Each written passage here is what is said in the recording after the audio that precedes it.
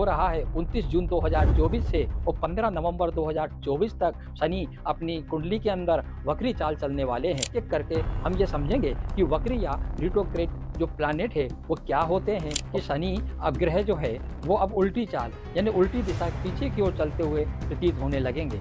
जब कोई ग्रह पीछे की ओर चलते हुए प्रतीत होता है, जिस घर को भी ये देखेंगे तो उसको हानि अवश्य पहुंचाएंगे। वो काले रंग वाले, बड़े बड़े नाखून वाले, बड़े नाक, बड़े दांत वाले तथा शुक्र और बुध तथा सूर्य, चंद्र और मंगल, इन तीनों से उनकी शत्रुता है।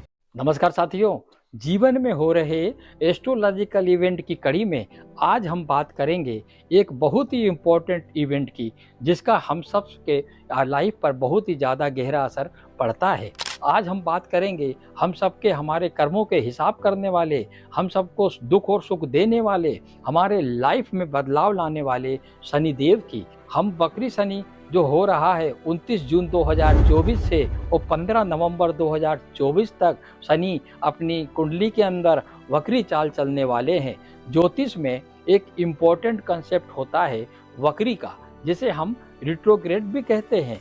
वीडियो में आगे एक एक करके हम ये समझेंगे कि वक्री या रिट्रोग्रेड जो प्लैनेट है वो क्या होते हैं और कुंडली में उन्हें कहाँ कैसे देखते हैं और वो हम पे कैसा असर डालते हैं। अब मैं आपको बताता हूँ कि ये वक्री ग्रह होता क्या है। जहाँ पर मैं उल्लेख कर रहा हूँ जो शनि है वो जो वक्री हो रहे हैं, उसका अर्थ है कि शनि अब ग्रह जो है वो अब उल्टी चाल यानी उल्टी दिशा पीछे की ओर चलते हुए प्रतीत होने लगेंगे। जब कोई ग्रह पीछे की ओर चलते हुए प्रतीत होता है और तथा उल्टी दिशा में वो गति करना आरंभ करता है तो उसे हम वक्री ग्रह कहते हैं। जिस प्रकार से जो मार्गी चाल होती है किसी भी ग्रह की, उसमें उसके जो परिणाम होते हैं वो पूरे के पूरे परिणाम वक्री ग्रह हो जाने पर उल्टे हो जाते हैं और वो ग्रह और अधिक शक्तिशाली हो जाता है तथा उसकी दृष्टि का प्रभाव भी बहुत ज़्यादा बढ़ जाता है। अब जैसे शनि ग्रह हैं, इनकी जो 3 दृष्टियां होती हैं, तीसरी, 7वीं और 10वीं, अब ये तीनों दृष्टियों को जिस प्रकार से जब ये देखेंगे और उसमें जो भी ग्रह बैठा होगा और जिस घर को भी ये देखेंगे तो उसको हानि अवश्य पहुंचाएंगे। तो आपकी कुंडली में शनि महाराज कहाँ बैठे हैं और यदि वक्री हैं तो उसका आकलन करें। मैं आगे उसकी पूरी विस्तृत रूप से पूरी चीज़ बताने वाला हूँ। वीडियो में बने रहें।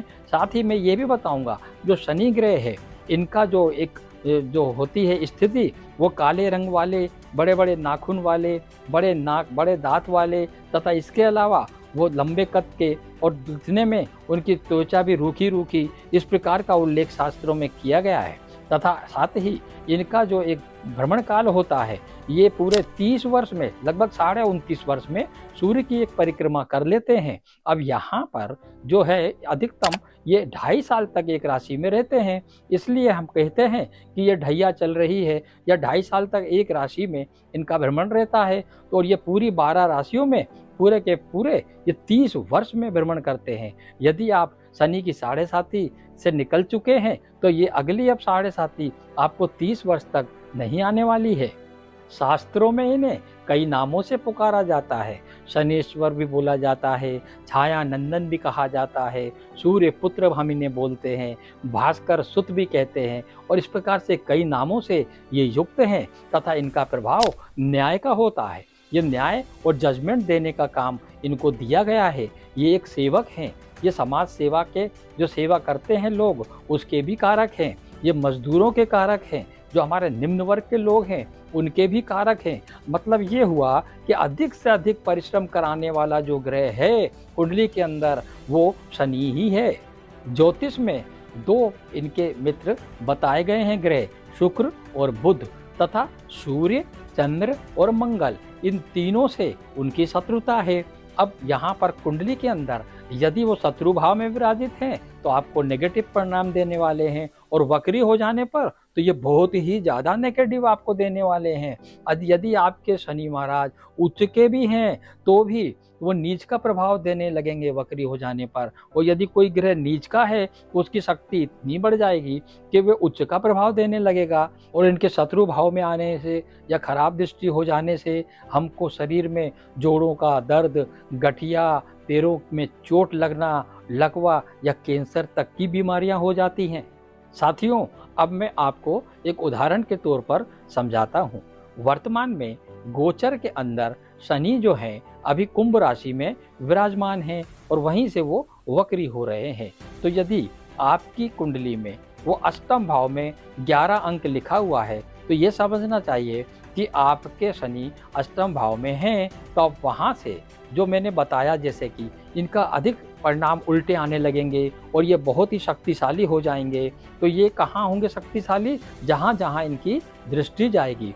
इनकी तीसरी दृष्टि दसम भाव पे, इनकी सातवीं दृष्टि हमारे द्वितीय भाव पे और इनकी जो है 10वीं दृष्टि हमारे पंचम भाव पे आएगी। अब ये जो तीनों भाव हैं इस पे क्या प्रभाव होंगे ये मैं आपको समझाता हूँ। क्योंकि शनि जो कुंडली में जिस भाव में बैठ जाते हैं वहाँ पे वो बहुत ही कम वहाँ से शत्रुता करते हैं, बहुत कम शत्रुता रखते हैं तथा उसमें वो ज़्यादा बिगाड़ नहीं करते हैं। लेकिन जहाँ जहाँ इनकी दृष्टि जाती है वहाँ वहाँ ये नुकसान अवश्य करते हैं। अब जिस प्रकार से ये अष्टम भाव में शनि थे तो इनकी जो तीसरी दृष्टि दसम भाव पे गई तो वहाँ पर आपका नौकरी, व्यापार तथा पिता का सुख इन सब में वो कमी करने वाले हैं। साथ ही द्वितीय रूप में जब सप्तम दृष्टि से ये द्वितीय भाव को देखेंगे तो आपके कुटुंब में भी अनबन होना तय है। साथ ही धन के लिए आपको बहुत मेहनत करना पड़ेगी तथा आपके रुका हुआ कोई धन होगा तो उसमें बहुत सी उलझनें पैदा होने की संभावना है।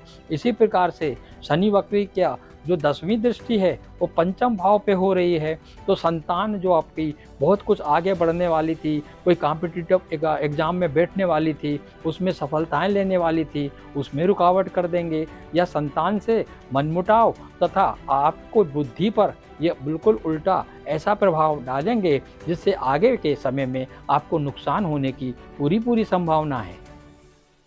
इसके अलावा मकर राशि पर आप जानते हैं कि उतरती हुई 7.5 चल रही है। उसी प्रकार से आप देखेंगे कि मकर राशि पर जब उतरती हुई 7.5 है यानी कि वो पैरों पर मानी जाती है जो कि हमें कई शुभ परिणाम भी देती है। लेकिन यहाँ पर वक्री हो जाने के कारण वो कहीं रूप से आपको कोई पुराना रोग किसी प्रकार का जो है या पुराने कोई शत्रु हैं या पुराना रुका हुआ कोई काम था जो आपने विजय प्राप्त करने के बाद बड़ी सफलता प्राप्त की थी तो उन सब में विघ्न उत्पन्न होने वाले हैं तथा उससे आपको सावधान रहने की बहुत आवश्यकता है। इसी प्रकार से कुंभ राशि में हृदय पे इस वक्त 7.5 आई हुई है। हृदय पे मध्य भाग में हमको बहुत परेशानी देती है तो उसके लिए भी आपको कोई ना कोई कानूनी सलाहकार से जो आपके कोई विवाद चल रहे होंगे तो वहाँ असफलता मिल सकती है। आपके मुकदमेबाजी या कोर्ट कचहरी में आपको बहुत ही ज़्यादा संघर्ष करना पड़ सकता है। इसी प्रकार से आगे जो आपकी मीन राशि है उसमें तो अभी आई ही है 7.5 तो उसको हम बोलते हैं कि मस्तक पर उसका प्रभाव रहता है। तो आपको अपने डिसीजन बड़े सोच विचार के लेना है क्योंकि ये आपको कोई भी ऐसा आगे का प्रोजेक्ट बनवाने की आपकी सलाह देगा जिससे भविष्य में नुकसान होने की संभावना है। कर्क राशि पर वो जो मैंने बताया कि लघु कल्याणी जो ढैया चल रही है वो तो कर्क राशि के जो जातक हैं उनको बहुत सावधानी से काम करना है क्योंकि यहाँ पर रजत का पाया तो ज़रूर है, उसके अलावा वो बहुत ही धीमी गति से उनके कार्य होने लगेंगे। जो अभी तेज हो रहे थे वो धीमी गति से होने लगेंगे तो उनको भी बहुत ही सोच समझकर निर्णय लेना होगा। सबसे ज़्यादा यदि नुकसान होना है किसी को तो वो होना है वृश्चिक राशि को क्योंकि वृश्चिक राशि मंगल की राशि भी मानी जाती है और उसमें शनि का वक्री होना यानी कि आपस में बहुत ही लड़ाई झगड़े, तनाव पैदा करना, ग्रह क्लेश होना, मित्रों से झगड़ा तथा आपके पास पड़ोस में झगड़ा, इन सब की नौबत आप पर आ सकती है। इससे बचने के लिए कुछ मैं उपाय आपको बता रहा हूँ, शायद इसको करके आपका जीवन सफल हो सकता है। सबसे पहले शनि के बुरे प्रभाव को कम करने के लिए आपको काले घोड़े की नाल, जी हाँ आपने सुना होगा, काले घोड़े की नाल आप शनिवार के दिन ही उसको आपको निकलवाना है और शनिवार के दिन ही उसको तैयार करवा कर और अभिमंत्रित करके और उसको आपको धारण करना है मध्यमा उंगली में। उससे आपका ये प्रभाव जो है शत्रुता का तथा लड़ाई झगड़े का, ये बहुत सा कम हो जाएगा। साथ ही दूसरा उपाय है कि आपको हनुमान चालीसा का पाठ करते हुए, नित्य प्रतिदिन हनुमान चालीसा का पाठ करते हुए कम से कम हनुमान जी के मंदिर में शनिवार या मंगलवार के दिन 7 परिक्रमाएं करनी है और इन परिक्रमाओं के समय आप हनुमान चालीसा का पाठ लगातार पढ़ते रहें।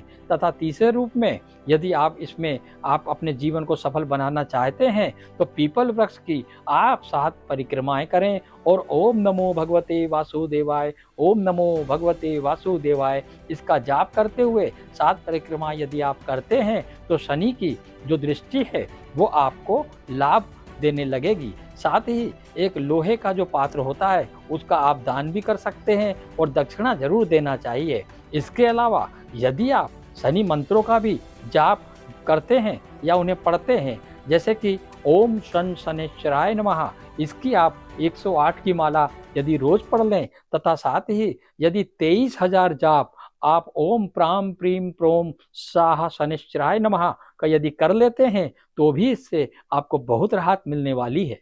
साथियों, तो आप मुझे बताइए कमेंट्स करके कि आपका कुंडली के अंदर शनि जो है किस हाउस में है और तथा वो वक्री है या नहीं। तथा और अधिक जानकारी और अच्छे उपाय के लिए आप मेरा मोबाइल नंबर नीचे दिया जा रहा है तथा मेरी वेबसाइट पर जाकर आप एक कंसल्टेशन कॉल बुक कर सकते हैं तथा आदर्श भाग एस्ट्रोलॉजी को अधिक से अधिक सब्सक्राइब कर लाइक करें। धन्यवाद साथियों। जय श्री सीताराम।